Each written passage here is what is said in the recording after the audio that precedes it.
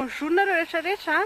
Androany 26 février 2018 dia nisy la neige aty Roma renivohitsy be ao aorianako reny. Izany hoe aty Roma tsy dia misy la neige mihitsy fa tamin'ny 2012 nisy farany hoe be ohatran'izao dia izao indray izy vao verina indray. Kotrako anareo hoe ahoana sy ahoana ny la neige be aty Roma amin'izao fotoana izao.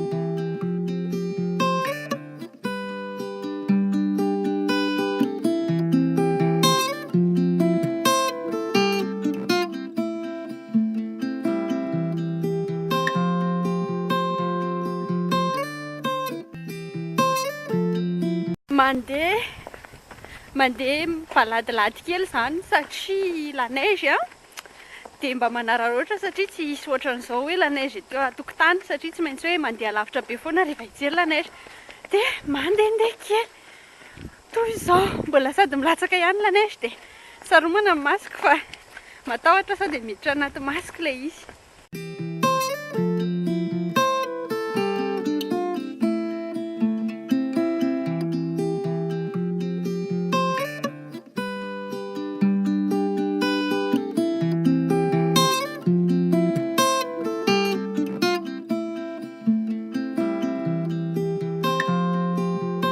Varak'izay fotsy aty am-parika dia haka sary be dia be mihitsy izany izay amin'izao.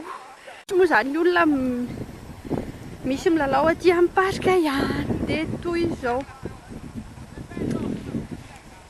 La vie est belle.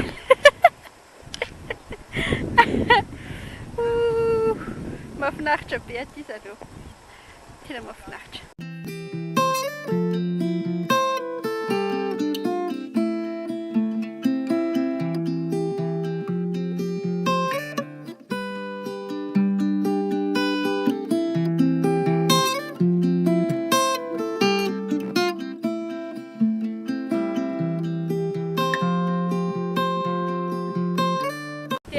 Nareo rehetrarehetra zany nanaraka ny vlog androany ity vlog tapitapoka satria tsy fantatra hoe hisy la neige sy tsy hisy la neige.